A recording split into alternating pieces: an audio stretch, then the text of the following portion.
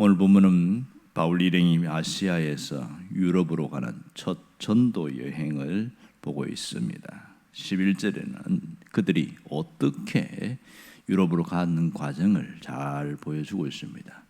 그러니까 드로아라는 그 항구, 그러니까 아시아에 있는 마지막 끝 항구 도시겠지요. 거기서 배를 타고 이제 갑니다. 가는데 이제 마지막 저기까지 가기까지 상당히 먼 거리를 갑니다. 그러니까 네아폴리가 첫 번째 유럽의 첫 번째 항구 도시인데 거기까지 바로 갈 수가 없는 거죠. 왜냐하면 당시에는 범선을 이용해서 갔기 때문에 중간에 꼭 거쳐서 갑니다. 그곳이 어디냐면 사모드락의 섬이었습니다. 이 사모드락의 섬에 가는 동안에 상당히 어려움이 있습니다. 왜냐하면 지중해성 기후이기 때문에 언제 바람이 불지 몰라요. 크게 바람이 불면은 작은 섬에 잠깐 피했다가 바람이 그치면 또 가고 이렇게 가게 되어집니다. 그런데 놀랍게도 직행하여 사모드락까지 갔다 그렇게 얘기하고 있어요.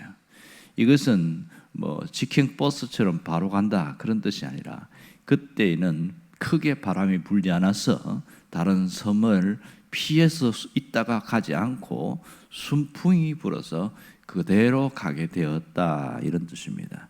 그러니까 사모드라까지 오는데 하루 걸렸어요. 그래서 하룻밤을 자고 그 다음 다시 이제 네아폴리까지 가는데 또 4일 걸립니다. 그러니까 꼬박 5일 걸려서 가게 되는데 이 네아폴리는 바로 유럽의 첫 번째 항구 도시인데 로마가 거기에서 군사적 목적으로 또 행정과 군사의 목적으로 도로를 닦아놨어요. 아주 중요한 도시 중에 하나입니다. 보통 지중해를 지나는 분들은 이 사모드락의 섬을 거쳐서 네아폴리로 갑니다. 거의 그래서 사모드락의 섬이 굉장히 중요한데 그 섬이 큰 섬은 아니에요. 그런데 이제 큰 산이 하나가 있어요. 해발 1600m나 산이었습니다. 그런 산이 있으니까 중요한 곳이었습니다. 저걸 보고 가는데 이 바다가 무슨 바다냐면 에게해입니다. 이 에게해는 그리스 신화에 굉장히 많이 등장하는 그 바다입니다. 그러니까 지금 네아폴리가 보면 그리스의 첫 도시인데 지금도 그리스에 가면 그 지역이 있는데요. 재미있는 것은 네아폴리에 가면 큰 이제 교회, 성당 형태로 지은 교회가 있는데 거기에 갔다 온 사람들이 그런 얘기를 해요. 그 교회에 갔더니 스테인글라스로 해갖고 이렇게 모자이크식으로 유리에다가 그림이 그려져 있는데 왼쪽과 오른쪽 양쪽에 나눠 있다는 거예요. 그러니까 왼쪽에는 바울이 드로아에서 이제 서 있는 장면 있고 저 반대편에서 우리가 본 것처럼 마게도냐 환상 큰 알렉산더 같은 이 큰 대왕이 손짓하는 그런 장면이 있다는 겁니다. 그리고 오른쪽 편에서는 이 바울이 성경을 한 권을 들고 네아폴리에 처음에 도착했다. 그걸 이제 그림으로 표현했는데 사실 바울이 움직일 당시에는 성경은 없었거든요. 성경은 그 이후에 그때 확정되어졌는데 그러니까 이 성경을 들고 있었다. 이 말은 굉장히 중요한 의미를 갖고 있지요. 바울이 오직 말씀으로만 그들에게 복음을 가지고 갔다. 그래서 그 성이 굉장히 중요하다 이런 얘기입니다. 이 항구에 머물지 않고 바울이 바로 어디로 갔냐면 빌립보로 갔습니다. 그러니까 네아폴리에서 빌립보까지는 약 14km 정도 되는 곳입니다. 거기에 가서 이제 있게 되어졌는데 그런 의문점을 갖게 되죠. 왜 굳이 빌립보에 갔냐? 여기에 이유가 있습니다. 이 빌립보가 어떤 도시냐? 뭐라고 얘기하냐면 첫 성 이렇게 표현합니다. 빌립보에 대해서 마게도니 지방의 첫 성이요 로마 식민지였다 이렇게 말합니다. 그러니까 지금은 그 당시에는 전체가 로마가 지배하는 곳인데 그 중에 첫 성이라고 한 것은 첫 번째라는 이 헬라어 단어를 보면 순번으로 첫 번째라고 표현하기도 하지만은 가장 큰 성 뭐 이런 표현도 있습니다. 그런데 이 마게도냐 큰 지역에서 거기에서 행정 도시 수도는 어디냐면 바로 데살로니가였습니다. 굉장히 큰 도시였죠. 그런데 이게 첫 성이라고 빌립보를 이야기하는 것은 그만큼 중요한 도시였다, 이런 뜻입니다. 지리적으로, 상업적으로, 그리고 역사적으로 아주 중요한 도시가 빌립보였습니다. 이 빌립보 지역에서 거기가 머물게 되었는데, 그 이유는 우리가 잘 알고 있습니다. 그것은 바로 마게도냐 사람의 환상 때문에 여기까지 오게 된 것이죠.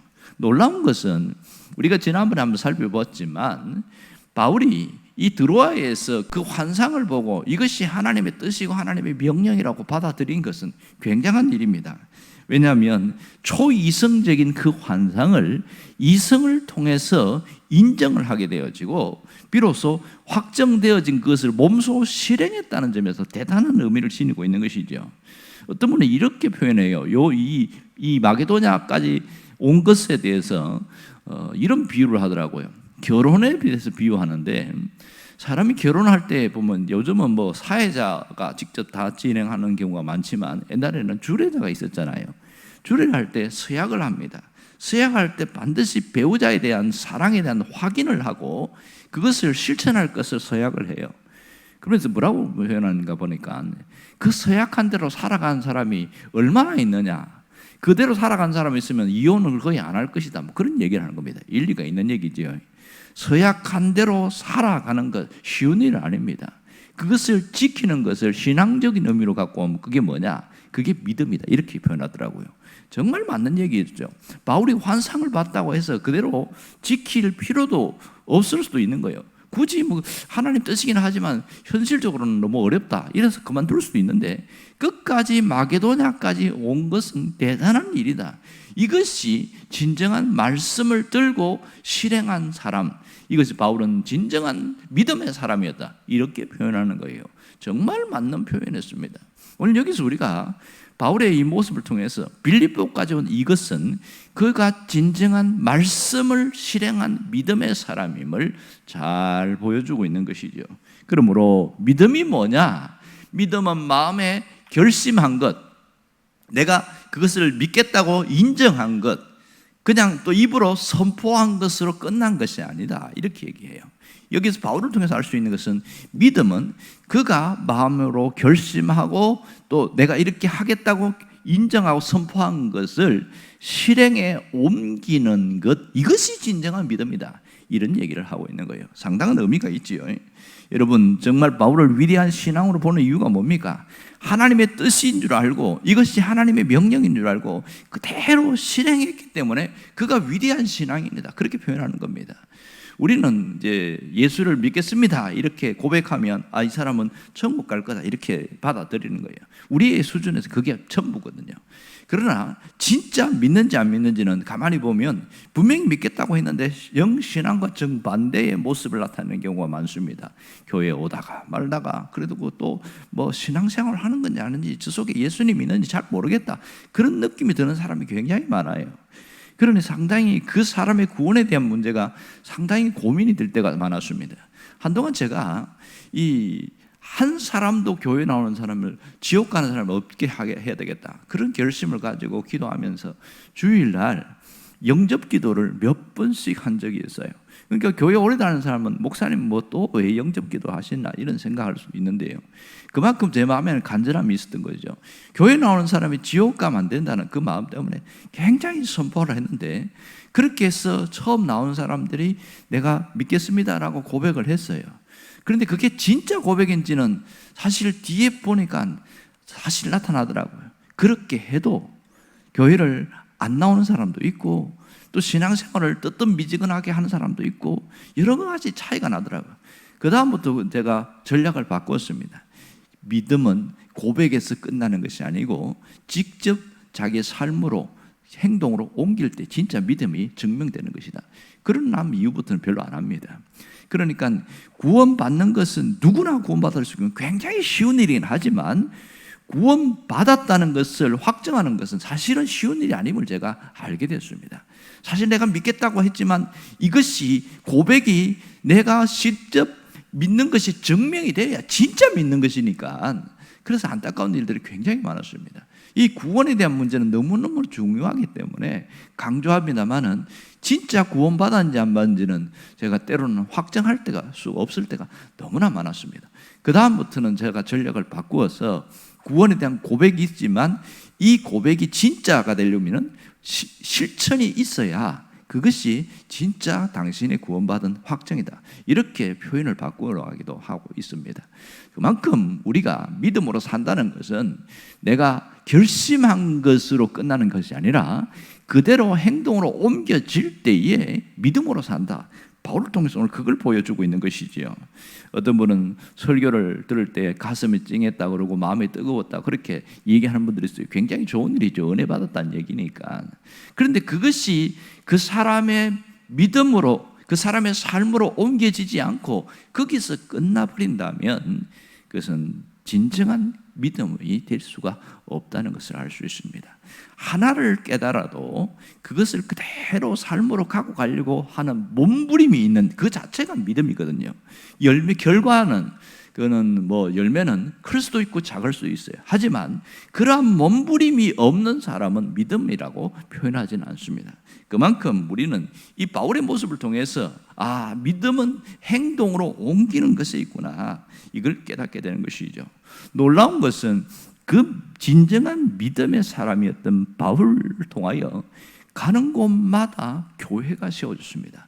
이 첫 성인 빌립보에서 제일 먼저 교회가 세워졌고, 그 다음에 데살로니가 가장 큰 행정 수도였던 데살로니가에 교회가 세워지고, 그리고 베레아에서 아덴, 지금 아테네죠, 거기에서도 교회가 세워지고, 그리고 고린도에서 교회가 세워지는 2차 전도 여행에서 어마어마한 일들이 일어나고 있습니다.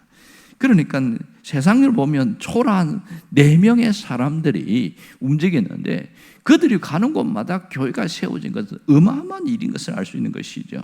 오늘 우리가 정말 뭘 결심을 해야 되냐면 하나님의 말씀을 삶으로 옮기는, 실행하는 그런 사람으로 살아가야 되겠다는 그런 분명한 결심이 있어야 됩니다.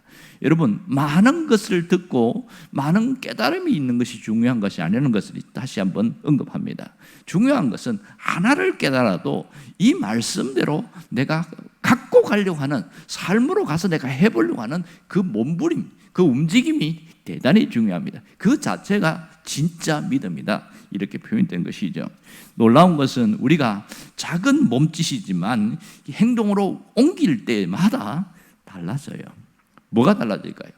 말씀이 육신이 되어 우리 가운데 오신 그 성육신의 모습이 내가 깨달은 말씀이 삶으로 갈 때 육화되어진다, 이렇게 말합니다. 그래서 변화가 일어납니다. 그 변화의 가장 첫 번째는 내가 어떤 엄하한 결과를 나타내는 것이 아니라 가치관이 달라져요. 세상을 사는 사람들의 모습, 내가 살아가는 모습의 가치관이 완전히 달라집니다. 가장 큰 건 뭔지 아세요? 세상 사람들은 돈이 최고예요. 그것이 모든 가치관의 중심에 있습니다. 그런데 이 믿음을 가진 사람들은 하나님이 최고다, 이렇게 싹 바뀌는 거예요. 완전히 다르죠. 사는 것도 완전히 다릅니다. 그러니까 세상에 있는 사람들은 자기 자신을 위해서 살아가요. 자기 이익을 위해 살아가요. 이게 세상 가치관이거든요. 그러나 믿음을 가진 사람들은 내가 가진 모든 것을 하나님을 위하여 살아갑니다. 완전히 다른 삶입니다. 이렇게 행동이 달라지는 것이죠. 이걸 모르면 목사님이 이렇게 삶으로 갖고 가라고 그랬으니까 이 도덕과 윤리 쪽으로 빠지는 사람들이 굉장히 많습니다. 내가 착한 일을 해야 되겠구나, 이렇게. 이것은 아주 단편적인 것이죠. 진짜 변화는 그 의식과 가치관, 세계관이 달라지면서 보는 눈이 달라지고, 그럼으로써 하는 표현이나 몸짓이나 행동이 달라지는 것이죠. 오늘 놀라운 것은 우리가 하나님의 말씀을 갖고 가는 그 순간 거기에는 큰 놀라운 복음의 역사나 믿음의 역사가 나타난 것처럼 보이지 않지만 결과는 하나님이 하시는 겁니다. 모든 것은 내가 씨만 뿌릴 뿐이에요. 그러나 하나님이 그것을 거두게 하십니다. 오늘 기도할 것은 이겁니다. 하나님, 내가 말씀을 내 삶으로 갖고 가겠습니다. 그렇게 살아려고 몸부림치겠습니다. 그러한 결단과 기도가 있을 때 여러분, 놀라운 변화가 있을 겁니다. 여러분이 이런 바울과 같은 진정한 신앙인, 위대한 믿음의 사람이 되기를 주의 이름으로 축원합니다. 기도하겠습니다.